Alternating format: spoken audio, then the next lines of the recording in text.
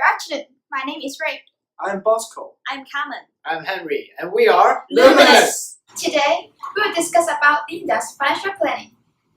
For our brief agenda, we will first list the assumptions we have made. In addition, we will elaborate on the suggestions based on the financial goals. And finally, we will summarize the financial plan as of today. To start with, let's talk about the financial goals of client Linda. The financial goals are the decision-making of the furniture business, education planning of two sons, monthly expense of mother Eva, investment planning and insurance coverage, and at last, retirement preparation. Now, we are going to discuss the current situation of Victor's company. We have analyzed the financial ratios and financial performance based on the financial statements of Victor's company, and we can conclude that both gross profit and liquidity are decreasing, while the debt is increasing. Also, there is a negative sign on debt assets. Thus, Victor's company is now having unpleasant financial performance. Another issue is the loan from microfinance operator. The loan amount is $1.5 million, while the interest rate is 15% per annum. Therefore, we suggest Victor to repay all the debt now, since there is high interest if only monthly installment payment is paid. Besides, examining from financial perspective and other external factors such as source of clients, raising competitors, and high travel expense from Victor, we suggest Victor to wind up the company and find a new job with stable income. Victor is strongly recommended to be salesperson and pursue continuous education so that he is able to contribute to the family. Up next is Bosco, who will discuss two sons' education fee and mother Eva's living expense. Take it away, Bosco. Thank you, Ren. Now for another issue, the two sons' education fee. So we have discovered that Linda has not planned for it. In terms of error, the education fee will be spent in the coming 4 years. So we suggest that Linda to reserve around 3,600,000 cash from her saving rather than setting up an education fund. Furthermore, an emergency fund should be set aside in the case of the emergency issue of her son Michael in the UK. Since Michael pays a tuition fee by his own scholarship, we should reserve only based on his living expenses. So we assume that Michael to use 15,000 Hong Kong dollars emergency funds per month. So Linda is recommended to reserve only $90,000 of 6 months emergency fund for Michael. So our next consideration is the monthly living expense of Eva. Currently, Eva is now 17 years old and she is receiving $5,000 as the monthly living expense from her daughter Linda. So we have prepared two alternatives to support her monthly living expense. So for the first suggestion, we suggest that Linda to spend about 1 million Hong Kong dollars to buy the public annuity plan for her mom Eva. By doing so, around $5,800 can be generated as the monthly income for Eva. And the total income can be generated is around 1.19 million Hong Kong dollars when Eva is 87 years old. For the second suggestion, we suggest Eva to join the reserve mortgage by utilizing her property valued at 4 million Hong Kong dollars from the Hong Kong Mortgage Corporation Limited. By doing so, Eva is granted a monthly income of $13,000 per month. When Eva is passed away, a total amount of about 6 million Hong Kong dollars can be also given to Linda as well. After comparing two suggestions, we propose suggestion 2 to Linda because there is a higher monthly return can be generated. So meanwhile, through joining the reverse mortgage scheme, Linda is able to reserve the original 5,000 Hong Kong dollars for Eva's per month as well. So now back to Henry for the review on the insurance coverage and the investment planning.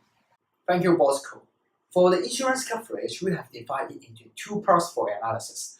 The first part is the coverage of needs, which include the education expense and family expense. The second part is the currently owned protection and assets.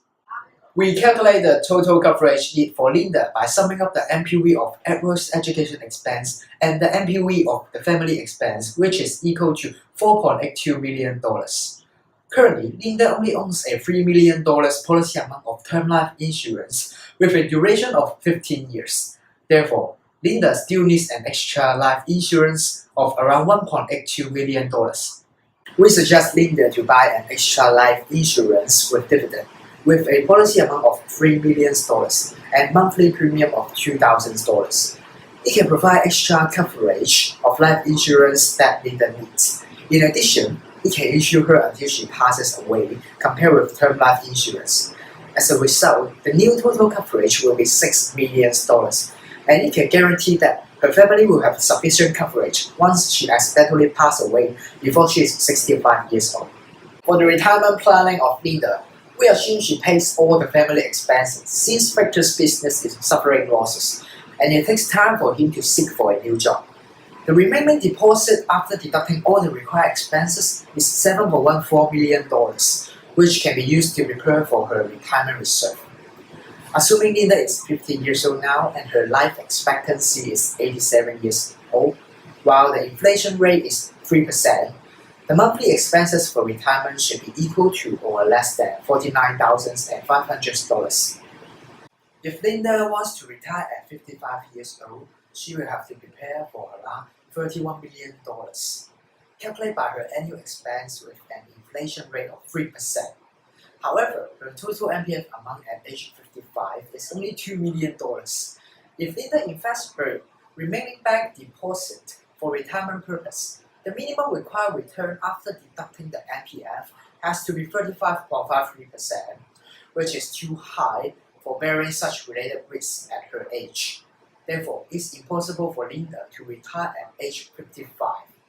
And Carmen will discuss the investment planning issue further. Thank you, Henry. In comparison, if Linda retires at 65 years old, we assume she will receive $4,000 family subsidy from Michael and Edward. After reducing her personal expense and family expense, the new total annual net expense would be $516,000. Then, she should prepare $16 million for her retirement reserve. We assume the annual return of MPF will be 4.8%, which is the annualized internal rate of return since 2000. The projected MPF accrued benefits as at age 65 will be around $4 million.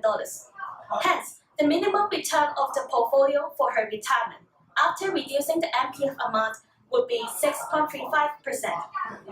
Linda is suggested to invest the remaining bank deposit into mutual funds.